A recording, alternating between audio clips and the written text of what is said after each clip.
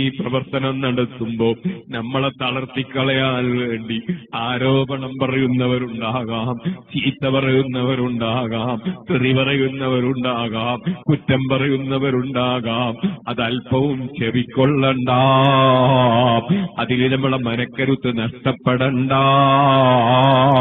ബഹുമാനപ്പെട്ട ഇബ്നു ഫൂറഖ് റളിയല്ലാഹു അൻഹു ആണെന്ന് ഞാൻ ഓർക്കുന്നു.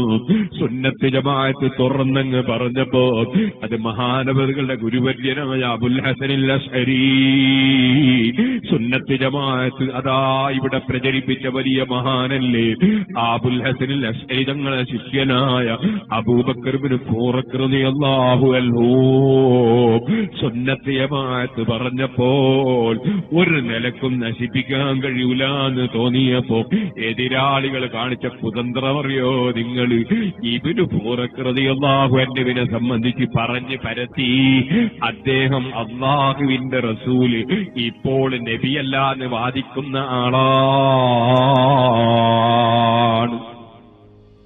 സ്വപ്നത്തിൽ വിചാരിക്കാത്ത വാദം.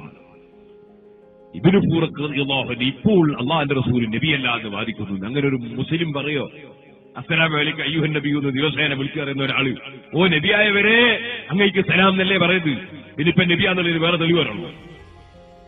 ഓ നബിയായവരെ എക്സ് നബിയെ എന്നാ വിളിക്കുന്നത്, അയ്യുഹൻ നബിയു എന്നല്ലേ വിളിക്കുന്നത്. ഓ നബിയായവരെ ഇപ്പോഴും നബി തന്നെയല്ലേ മുഹമ്മദ് റസൂലുള്ളാഹി. പക്ഷേ ശുദ്ധമായ കളവ് പറഞ്ഞ് പ്രചരിപ്പിച്ച് സുന്നത്ത് ജമാഅത്തിന് വേണ്ടി ജീവിതം മാറ്റിവെച്ച അബൂബക്കർ ഇബ്നു ഫൂറഖ് റളിയല്ലാഹു അൻഹുവിനെ ജനങ്ങൾക്കിടയിൽ താറടിക്കാൻ പ്രചരണം നടത്തിയപ്പോ ഭരണാധികാരി തെറ്റിദ്ധരിച്ചുപോയി. അബൂബക്കർ ഇബ്നു ഫൂറഖ് റളിയല്ലാഹു അൻഹുവിനെ അറസ്റ്റ് ചെയ്തുപോയി. മഹാനവറുകളെ കൊണ്ടുപോയി വിചാരണ ചെയ്യുകയാണ്. നിങ്ങൾ മുഹമ്മദ് നബി ഇപ്പോൾ നബിയല്ല എന്ന് പറയുന്നുണ്ടോ?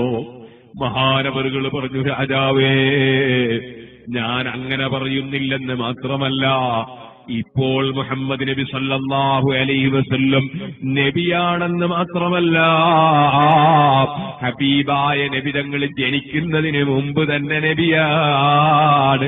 വഫാത്തിന്റെ ശേഷം നബിയാണെന്ന് മാത്രമല്ല, ജനിക്കുന്നതിന് മുമ്പ് തന്നെ നബിയാണ്. അതേ കുന്തു നബിയ്യൻ വാദമു ലമുൻജദിലു ഫീ തീനതിഹി. ആദം നബി കളിമണ്ണിലുള്ള സമയത്ത് തന്നെ ഞാൻ നബിയാണെന്ന് അവിടുന്ന് പഠിപ്പിച്ചിട്ടുണ്ട് രാജാവേ.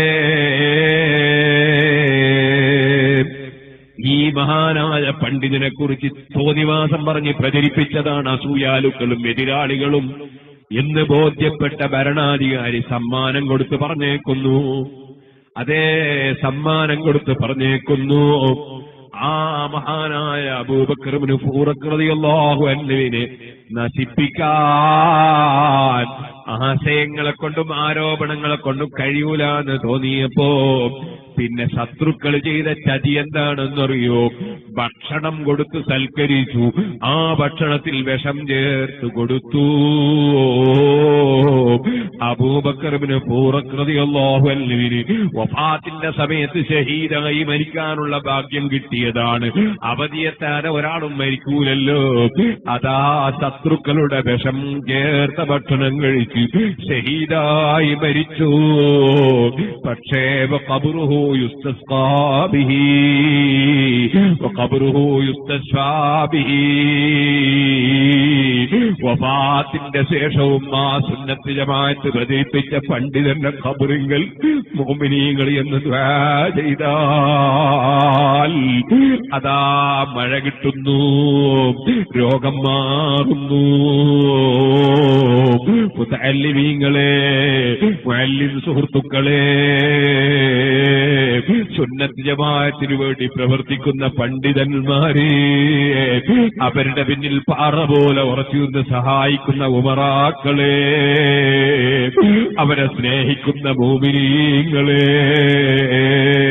സുന്നത്ത് സുന്നത്ത് ജമാഅത്തിന് വേണ്ടി പ്രവർത്തിച്ച ഒരാളും നഷ്ടപ്പെടൂല കേട്ടോ. അവർക്ക് റബ്ബിന്റെ അടുക്കൽ ദുആക്ക് ഇജാബത്താണ്. അവരെ ഖബറിലുള്ള ദുആക്ക് വരെ ഇജാബത്താണ് കേട്ടോ. മഹാനായ താജുൽ ഉലമ മുതൽ നമ്മിൽ നിന്ന് വിട്ടുപിരിഞ്ഞു പോയ മുഴുവൻ സാദാത്തുക്കൾക്കും അലിമീങ്ങൾക്കും നമുക്കും എല്ലാം അല്ലാഹു ദുആക്ക് അവരുടെ ഖബറിലും നമ്മുടെ സദസ്സുകളിലും എല്ലാം ദുആക്ക് ഇജാബത്ത് നൽകട്ടെ. ഞാൻ എന്റെ വാക്കുകൾ നിർത്തുന്നു. നമ്മൾ തഹജ്ജുദ് നിസ്കരിക്കുന്നവരാകണം.